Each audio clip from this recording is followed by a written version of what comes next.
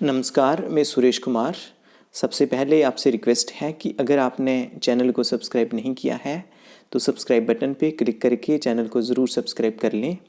तो आज हम बात करेंगे जो तीसरा थीम है पोषण पखवाड़ा का। जैसे कि आप सबको पता ही है कि जो पोषण पखवाड़ा चल रहा है, इसमें जो दो थीम्स हैं वो एक्टिविटीज़ हमारी आंगनवाड़ी वर्कर्स, सुपरवाइज़र्स, सीडीपीओस और जितने फील्ड फंक्शनरीज़ हैं आईसीडीएस के, सभी ने एक्टिविटीज़ परफॉर्म की हैं।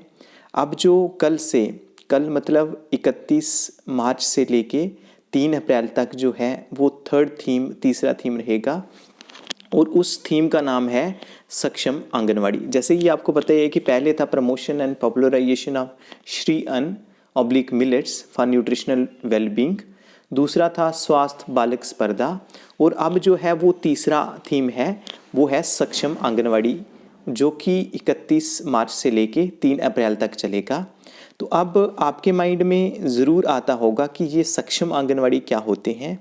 जैसे कि जो सक्षम का मतलब अगर हम देखें, सक्षम एक हिंदी का शब्द है और इसका मतलब इंग्लिश में होता है एबल, या कुशल या योग्य, या उर्दू में हम बोलते हैं काबिल, कि आंगनवाड़ी सेंटर को हमने काबिल बनाना है, उसको एबल बनाना है, उसको योग्य बनाना है।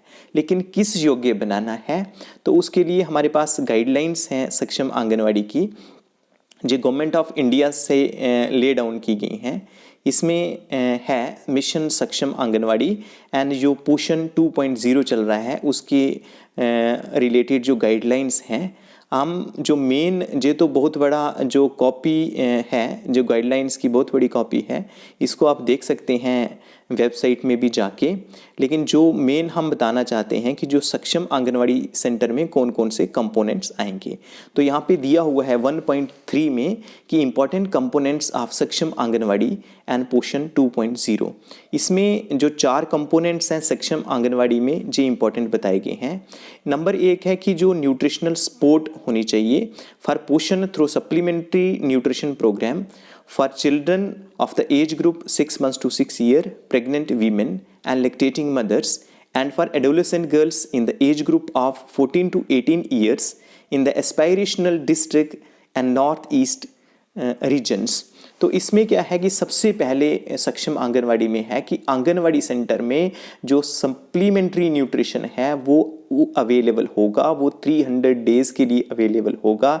किसके लिए? वो जो बच्चे हैं 0 से लेके 6 साल तक, उसके बाद जो गर्भवती महिलाएं हैं, उसके बाद जो लैक्टेटिंग मदर मतलब धात्री महिलाएं हैं, या फिर जो नॉर्थ ईस्ट रीजन में जो एस्पायरेशनल डिस्ट्रिक्ट में कुछ ऐसे हैं जिसमें जो एडोलेसेंट गर्ल्स को लिया गया है 14 से लेके 18 साल तक। पहले तो एडोलेसेंट गर्ल्स को पूरे इंडिया में लिया गया था, लेकिन अब उनको स्कूल्स में शिफ्ट कर दिया गया है, उनकी जो एडमिशन है वो करवा दी गई है स्कूल्स में, इसीलिए अब नॉर्थ ईस्ट रीजन में ही एडोलेसेंट गर्ल्स को लिया गया है। तो नंबर 1 हो गया न्यूट्रिशनल सपोर्ट, मतलब कि वहाँ पे आंगनवाड़ी सेंटर में जो सप्लीमेंट्री न्यूट्रिशन है वो अवेलेबल होगा। और इसका मकसद ये होगा कि जो हमारी प्रॉब्लम है, माल न्यूट्रिशन की प्रॉब्लम है, जो इंडिया में भारत में जो कुपोषण की प्रॉब्लम है उसको टैकल कर सकें, कि सक्षम आंगनवाड़ी सेंटर को उस योग्य बनाना है, उस काबिल बनाना है कि ताकि इस जो प्रॉब्लम है, जो कुपोषण को हम भगा सकें। जो दूसरा कंपोनेंट है सक्षम आंगनवाड़ी का है वो है early childhood care and education. 3 से 6 साल तक के बच्चों को आंगनवाड़ी सेंटर में early childhood care and education दी जाएगी। जैसे कि आप जानते ही होंगे कि जम्मू और कश्मीर में मिशन डायरेक्टोरेट ने एक जो करिकुलम लॉन्च किया है उसको नन्हे कदम बोलते हैं। वो हर एक आंगनवाड़ी वर्कर को वो जो करिकुलम का जो बुक है वो दी गई है। तो वो क्या करेंगे कि उसी जो करिकुलम को लेके, करिकुलम मतलब सिलेबस बाय एंड लार्ज हम कहें, वैसे ही लेके आंगनवाड़ी सेंटर में बच्चों को एजुकेट करना है, उन्हें early childhood care and education provide करनी है। उसके साथ साथ ही जो 0 से 3 साल तक के बच्चे आते हैं उनको अर्ली स्टिमुलेशंस देनी है। ये दूसरा हो गया। दूसरा कंपोनेंट है, पहला कंपोनेंट है सक्षम में न्यूट्रिशन वाला, दूसरा कंपोनेंट है ईसीसी मतलब एजुकेशन वाला, और तीसरा जो कंपोनेंट है वो anganwadi centre infrastructure, anganwadi infrastructure including modern upgraded सक्षम आंगनवाड़ी। जो तीसरा कंपोनेंट है वो है सक्षम आंगनवाड़ी की, मतलब जो इंफ्रास्ट्रक्चर है उसको डिवेलप किया जाएगा। जो गवर्नमेंट ऑफ इंडिया का जो है जे मिशन में जो एक विज़न भी है कि जो फेज्ड मैनर में आंगनवाड़ी सेंटर का जो इंफ्रास्ट्रक्चर है वो डेवलप किया जाएगा। और जो गवर्नमेंट ने सक्षम आंगनवाड़ी के अंदर लिए हैं उसमें क्या है कि वहाँ पे एलईडीज़ वगैरह होंगे, उसमें कैंटारो से जो पानी है वो वगैरह मिलेगा। उसके बाद पूरा जो आंगनवाड़ी सेंटर का इंफ्रास्ट्रक्चर है उसको अच्छा इंप्रूव किया जाएगा, हाईटेक किया जाएगा, उसको मॉडर्न किया जाएगा। और जो चौथा कंपोनेंट है वही है पोषण अभियान है, जहाँ जो पोषण वाटिका जो आंगनवाड़ी सेंटर में लगानी है उसके रिलेटेड है। तो इसका मतलब ये हुआ कि सक्षम आंगनवाड़ी सेंटर में बाय एंड लार्ज 4 कंपोनेंट हैं। जो पहला कंपोनेंट है वो डील करता है न्यूट्रिशन से, सप्लीमेंट्री न्यूट्रिशन जो हमारा वहाँ राशन होता है आंगनवाड़ी सेंटर में, उसका पर्पज़ ये है कि माल न्यूट्रिशन को दूर कर सकें। दूसरा जो कंपोनेंट है वो एजुकेशन का है, जिसमें आंगनवाड़ी सेंटर में अर्ली ईयर में ही हम एजुकेशन देते हैं, उसको बोलते हैं early childhood care and education. जो तीसरा कंपोनेंट है वो इंफ्रास्ट्रक्चर वाला है, तो और जो चौथा कंपोनेंट है वो पोषण अभियान वाला है।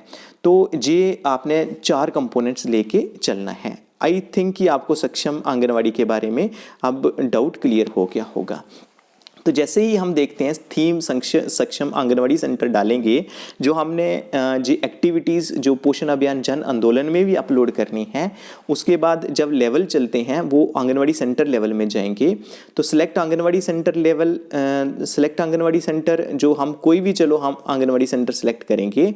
उसके बाद सिलेक्ट एक्टिविटी में जब हम देखते हैं तो जहाँ पे 3 एक्टिविटीज़ दी गई हैं। नंबर जो पहली एक्टिविटी है वो है IEC campaign exclusively at Anganwadi centers approved for upgradation into Saksham Anganwadis in the financial year 2022-2023 जे हैं 39,704 आंगनवाड़ी सेंटर्स। इसमें अब आपको ज़रूर आपके माइंड में आता होगा कि IEC क्या होता है। IEC होता है इंफॉर्मेशन एजुकेशन एंड कम्युनिकेशन। इसमें क्या है कि इसमें बताया गया है कि जो आंगनवाड़ी सेंटर्स जो फाइनेंशियल ईयर जो है 22-23 में जो 29,704 आंगनवाड़ी सेंटर्स को गवर्नमेंट ने कहा था कि इसको हम अपग्रेड करेंगे और इनको अपग्रेड किया गया है। तो उसमें हमने education communication education information education and communication के ज़रिए, मतलब कि हमने सोशल मीडिया का भी इन्वॉल्व करना है, हमने इलेक्ट्रॉनिक मीडिया प्रिंट मीडिया को इन्वॉल्व करना है और बताना है कि ये जो सक्षम आंगनवाड़ी सेंटर्स हैं इसमें क्या क्या फैसिलिटीज़ दी गई हैं। अब आपके मन में ये आ रहा होगा क्योंकि बड़े सारे ये तो 39,704 ही आंगनवाड़ी सेंटर्स हैं जो कि सक्षम बनाए गए हैं। जो दूसरे आंगनवाड़ी सेंटर हैं, आंगनवाड़ी वर्कर जरूर सोचते हो कि मेरा आंगनवाड़ी सेंटर तो सक्षम इस फाइनेंशियल ईयर में नहीं बनाया गया है, तो उस केस में हमने क्या करना है। उस केस में ये जो पहले वाली एक्टिविटी है जो उन्हीं में होगी जो कि आंगनवाड़ी सेंटर 39,704 हैं, इनको सक्षम बनाया गया है थ्रू आउट इंडिया में। उसके बाद जो दूसरा है वो है IEC campaign to disseminate awareness and popularise Saksham Anganwadi. अब हमने क्या करना है जी, IEC मतलब सोशल मीडिया प्रिंट मीडिया जहाँ उसके बाद इलेक्ट्रॉनिक मीडिया का हमने यूज़ करना है और उसमें इंफॉर्मेशन एजुकेशन कम्युनिकेशन करके लोगों को बताना है कि उन्हें अवेयरनेस करनी है और पॉपुलराइज करना है कि जो आंगनवाड़ी जो सेंटर हैं वो सक्षम कैसे होंगे, और उनको बोलना है कि बच्चों को आंगनवाड़ी सेंटर्स में ज़रूर भेजें। आपको पता ही होगा कि जो गवर्नमेंट ने बहुत बड़े स्टेप्स लिए हैं जो एक फेज्ड मैनर में ही किया जाएगा। जैसे अभी गवर्नमेंट ने बोला है कि जो सेफ ड्रिंकिंग वाटर है वो हर एक आंगनवाड़ी सेंटर में अवेलेबल होना चाहिए और जिनमें नहीं है वो लिस्टें मांगी गई हैं। उसके बाद है टॉयलेट फैसिलिटी होनी चाहिए। उसके बाद है इलेक्ट्रिसिटी फैसिलिटी जो आंगनवाड़ी सेंटर में होनी चाहिए। उसके बाद है कि जो इंफ्रास्ट्रक्चर है आंगनवाड़ी सेंटर का सही होना चाहिए। जैसे अभी पिछले दिनों में आंगनवाड़ी वर्कर्स को बोला गया था कि आंगनवाड़ी सेंटर के अंदर जो वॉल हैं जो दीवारें हैं वहाँ पेंटिंग होनी चाहिए। पेंटिंग मतलब ताकि जो बच्चे हैं वो विज़न से जो देखने से ज़्यादा वो एक्सपीरियंस से ज़्यादा लर्न कर सकते हैं।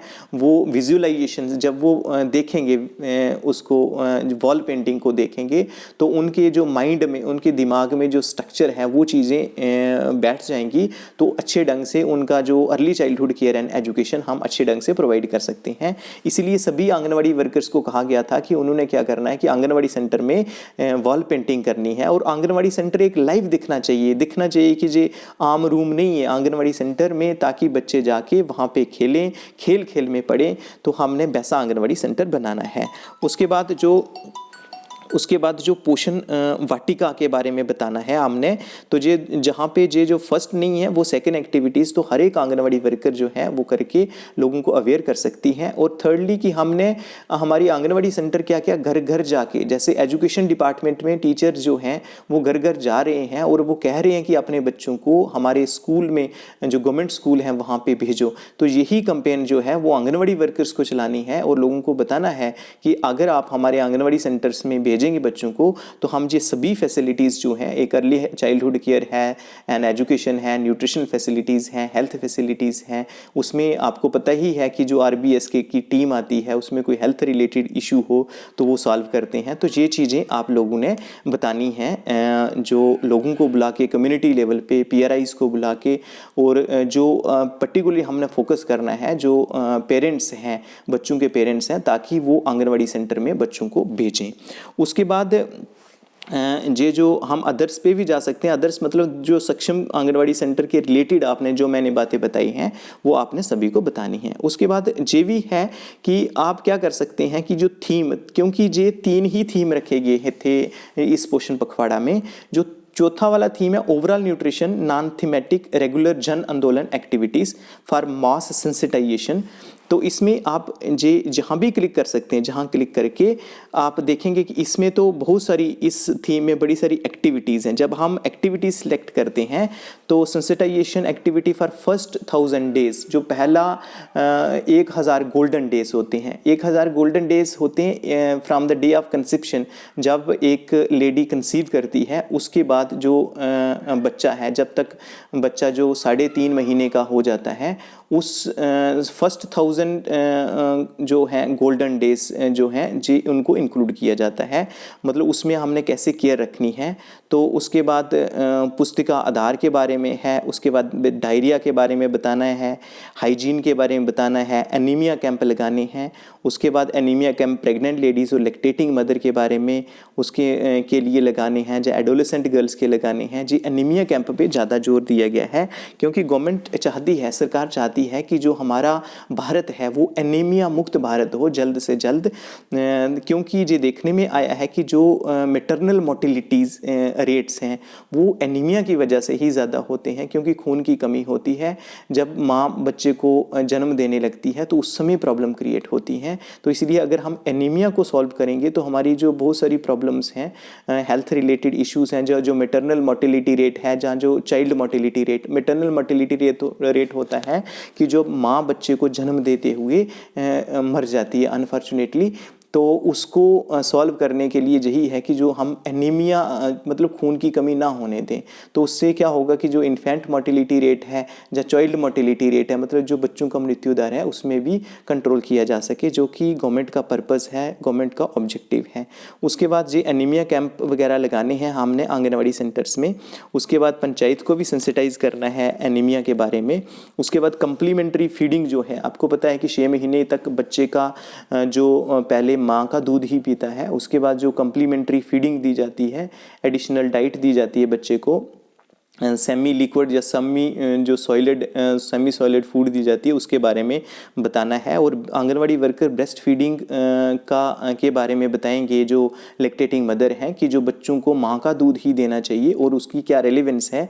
उसके बाद एंटीनेटल चेकअप है, अन्नप्राशन दिवस है, उसके बाद ये इम्यूनाइजेशन कैंप है, उसके बाद योगा कैंप है। तो ये बहुत सारी एक्टिविटीज़ हैं जे लेके आंगनवाड़ी जो वर्कर्स हैं जे अपने सेंटर्स में जे जितनी भी एक्टिविटीज़ हैं, इनमें से जो उनको लगता है कि वहाँ ज़्यादा इम्पॉर्टेंट है, वो एक्टिविटीज़ वहाँ पे करवा के वो क्या करें कि पोषण जो जन आंदोलन का डैशबोर्ड है उसमें ज़रूर अपलोड कर लें। क्योंकि इस समय हमारे जम्मू और कश्मीर की सिचुएशन ठीक है, लेकिन ये देखने में आया है कि जो 3 ही डिस्ट्रिक्ट्स हैं, एक जो अपना बडगाम है, दूसरे नंबर पे जम्मू है, तीसरे नंबर पे डिस्ट्रिक्ट राजौरी है, जो कि अच्छा परफॉर्म कर रही हैं और वो एक्टिविटीज़ अपलोड कर रही हैं। लेकिन जो 17 डिस्ट्रिक्ट हैं जम्मू कश्मीर में, वो अभी भी इनएक्टिव दिख रही हैं data in relation to uploading data on the Poshan जन जो आंदोलन डैशबोर्ड है। तो उन सभी से रिक्वेस्ट है, वहाँ की अगर आंगनवाड़ी वर्कर सुन रही हैं उनसे रिक्वेस्ट है कि वो जो एक्टिविटीज़ करती हैं वो पोषण जन आंदोलन डैशबोर्ड पे ज़रूर चढ़ाएं। तो आज के लिए इतना ही था, धन्यवाद।